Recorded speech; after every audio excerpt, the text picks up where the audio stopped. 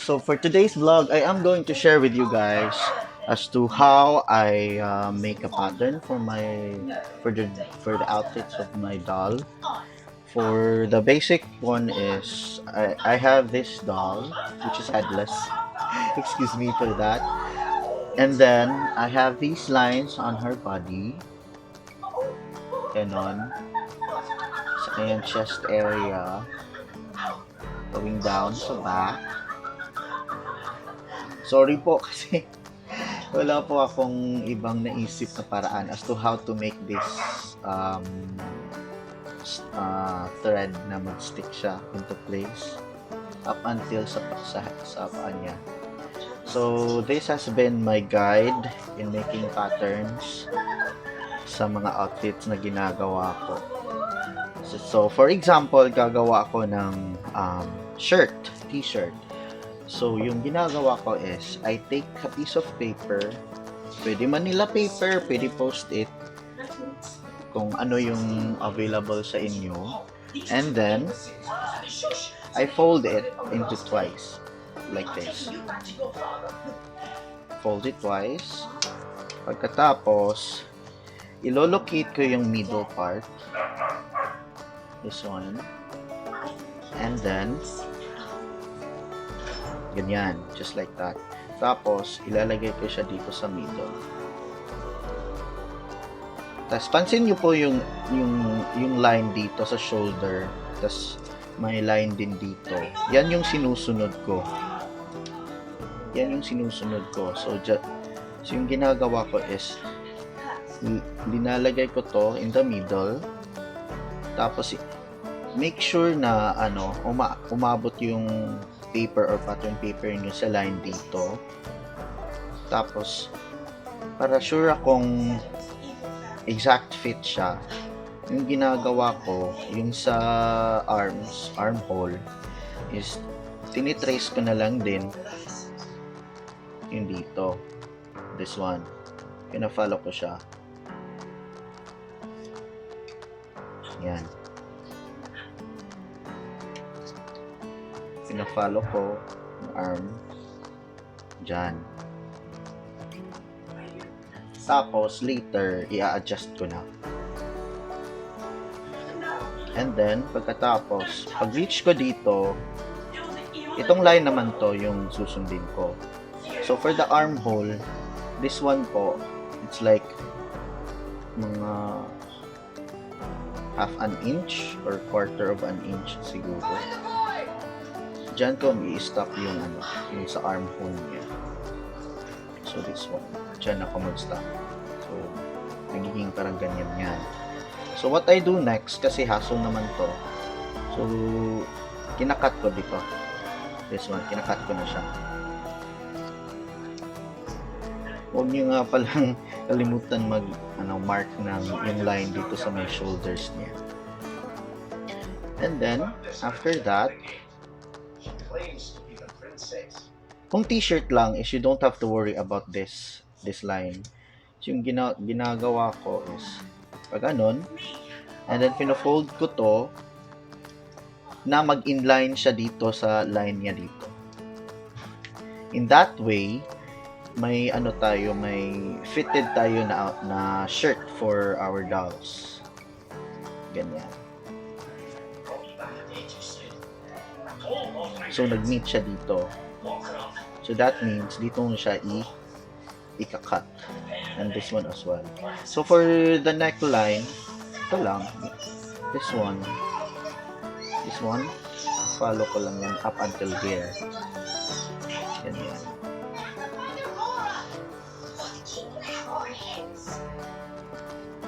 Just like that. And then ika-cut ko na siya.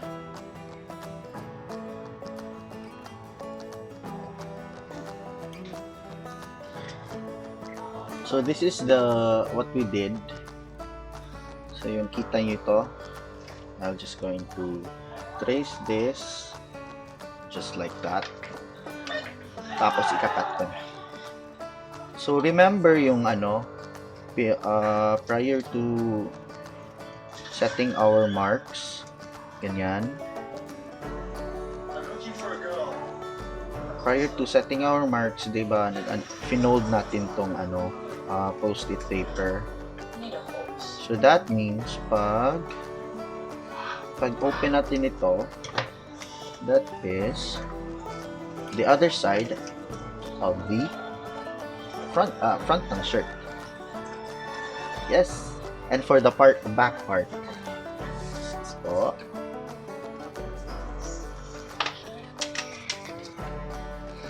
here's another post-it paper. Fold ko na naman to. And then, sa back part, same lang yung ginagawa ko. Huwag nyo pong kalimutan kung saan yung middle area kasi nangyari na din sa akin to before. Yung nalagay ko sa middle area is yung other end. So, it was an epic fail for me. Pero okay lang kasi pwede naman tahiin. So, again, ilalagay lang natin sila, yung paper sa middle area. Tapos, mark the line sa shoulder as well as this neck area.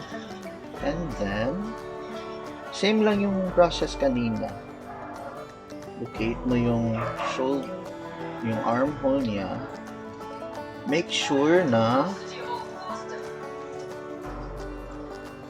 huwag niyo po kalimutan to kasi this will meet the front part of the shirt. So, ganyan. And then after, yung sa side, ginaganyan ko lang siya.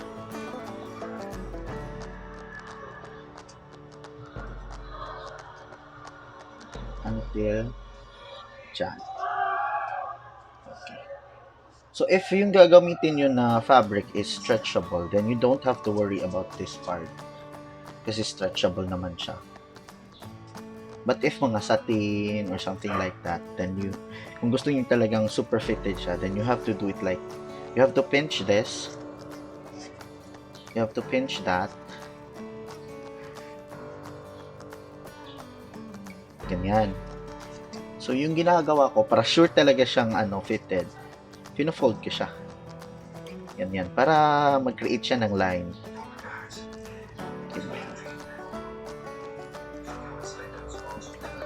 So, may na siya dito, mark na siya dito.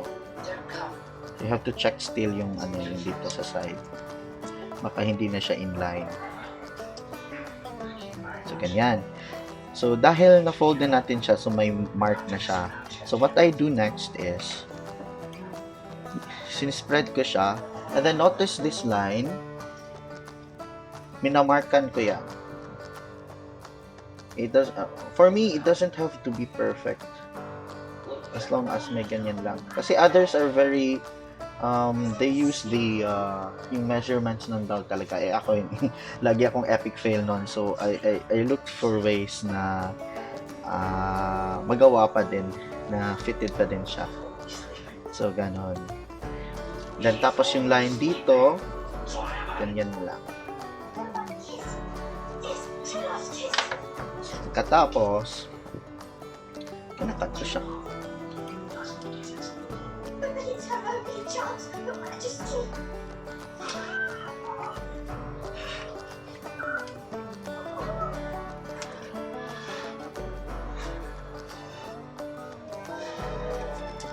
Just like so. Yung dito naman, yung ginagawa ko is this one, and then cut, and then cut this, and then ganyan, and then that.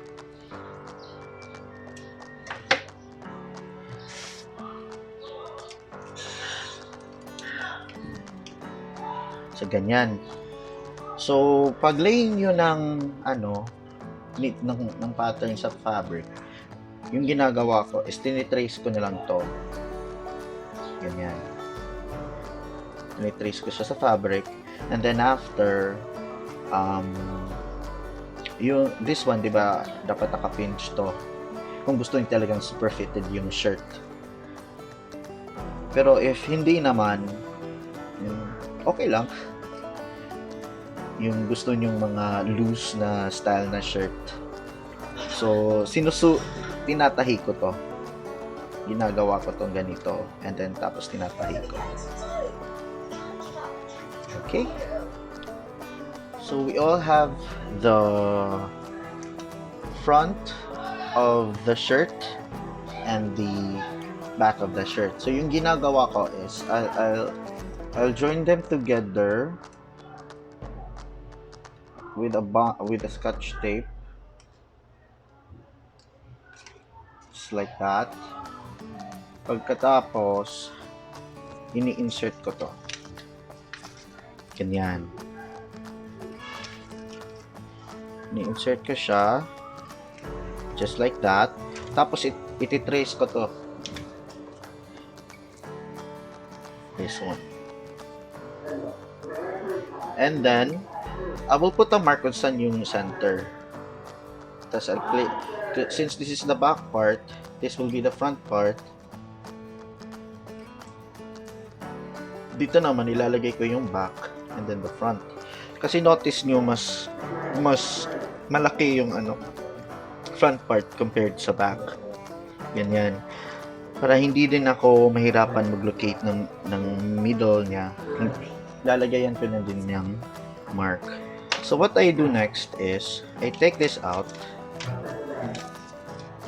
I'll fold this into half. Yung middle part, kita nyo po.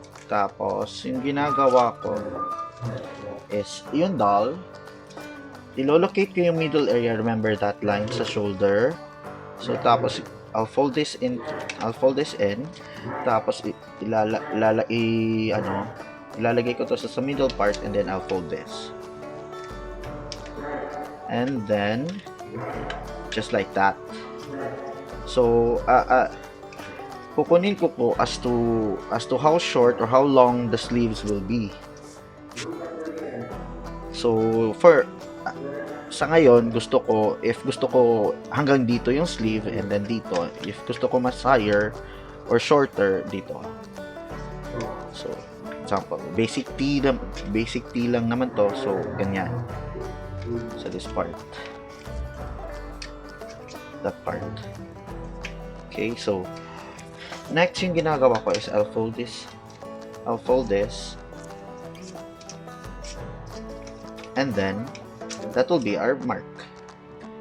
So I'll fold this in just like so, as well as yung other end, just like that, and that will be our line. So iti-trace ko to up until there, ganyan, and then I'll cut it, and then I'll cut it into, and then I'll cut it just like that. No, sorry. Dito pala.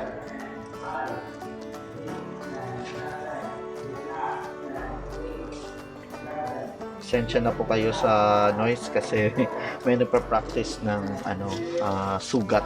Hindi ko po alam kung ano yung sa Tagalog. Basta yung yung resurrection procession. Yung tagpo, pagtagpo ng Maria at ni Jesus Christ. So, going back, ito na po yung sleeve natin. And then, just to make sure na sakto po siya, I have to check it. So, checking it will gaganyanin ko lang siya. So, diba? So, ganito. If sumobra siya, so, I will put a mark here, and then I'll just fold it like so, and then you cut this, and then ganyan. So you have a fitted sleeve na.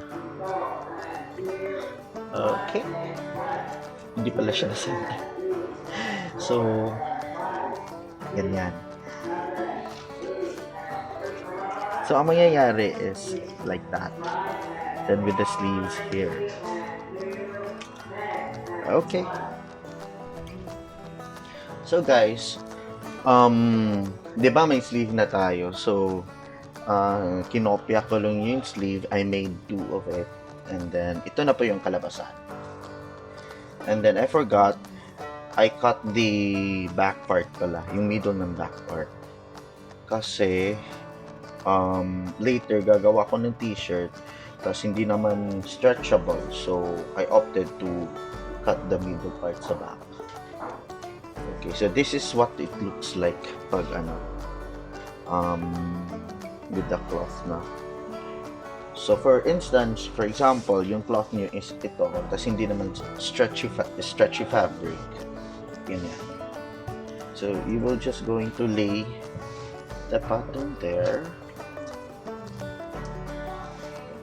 Ganyan, like so. And then may tinatawag sila na chalk for tailoring, pero hindi ako nakabili nun. So what I use is this pencil.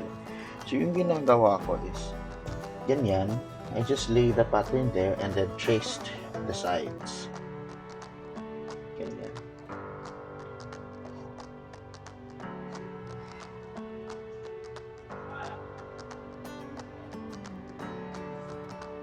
Like that.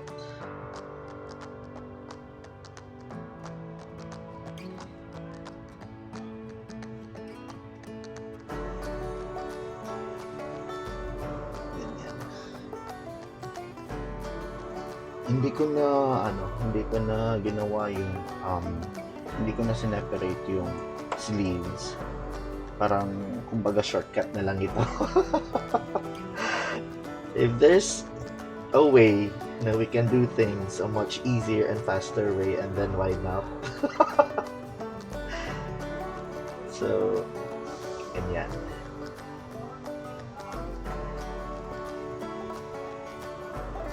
Trace lang yan guys.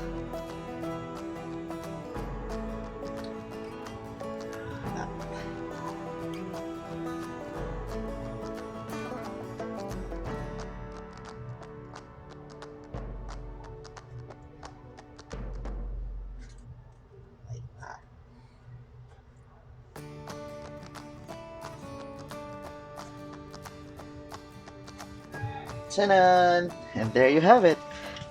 Your basic t-shirt for your doll. Thank you for watching guys, and I do hope that you liked the video. Please don't forget to like and subscribe to my channel, and also click the bell icon. Thank you so much.